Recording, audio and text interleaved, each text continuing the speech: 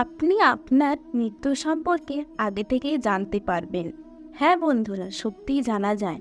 প্রতিটা মানুষ জানতে পারে আমাদের জীবনে স্বাভাবিক মৃত্যু আসার বেশ কিছুদিন আগে থেকেই তার সম্পর্কে জানতে পারা যায়। অন্তত আমাদের হিন্দু পুরাণ মতে এমনটাই দাবি করা হয়েছে।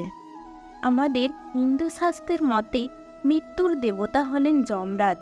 দক্ষিণ ভারতে তাকে লোকপাল বলা হয়ে থাকে।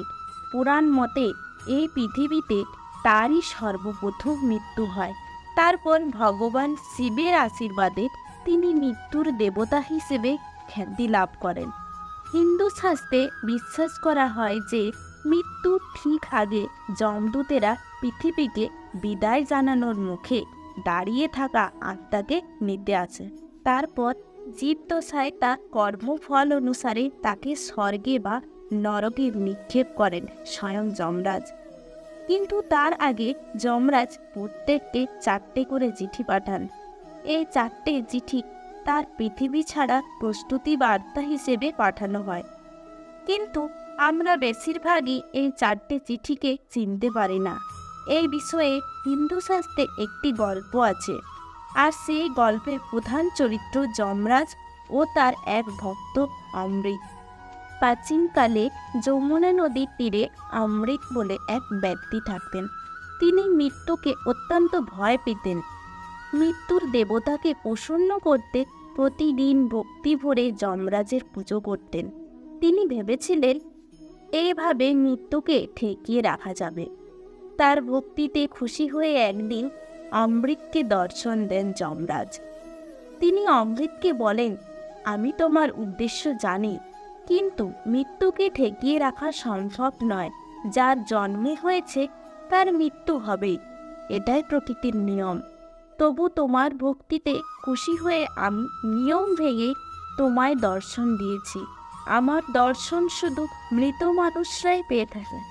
মৃত্যু অবধারিতা জেনেও অমৃত যমরাজের কাছে মৃত্যু সম্পর্কে আগাম বার্তা যান। তিনি বললেন, মৃত্যুর আগে যমরাজ যেন তাকে চিঠি দিয়ে জানান। তথাস্তু বলে যমরাজ জানান যে এর পরিবর্তে সেই বার্তা পাওয়ার সঙ্গে সঙ্গে তিনি যেন মৃত্যুর জন্য নিজেকে প্রস্তুত করা শুরু করেন। বেশ কয়েক বছর কেটে গেল, যমরাজের কোনো চিঠি আসেনি।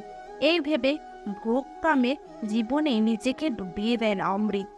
তার চুন পাকতে শুরু করলো, কিন্তু যমরাজের কোনো চিঠি তো আসেনি। এই ভেবে তিনি নিশ্চিন্ত রইলেন।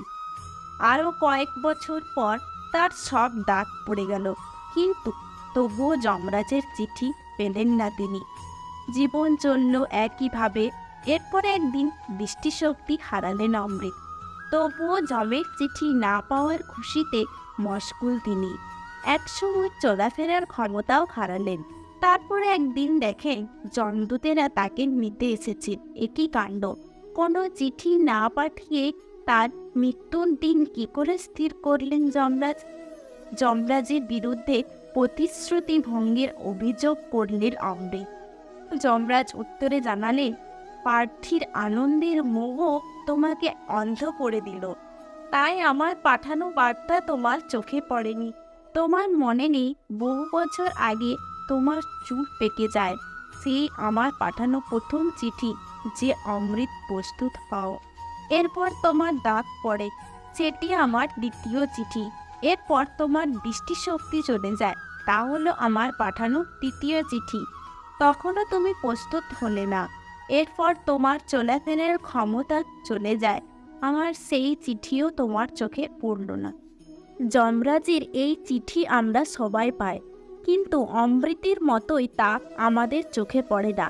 নিজের মৃত্যু সম্পর্কে অবহিত হয়ে আমাদের উচিত এই পার্থিব জগতের সঙ্গে ধীরে ধীরে সম্পর্ক ভেদ করে নিজের আধ্যাত্মিকতাকে তুলে ধরা।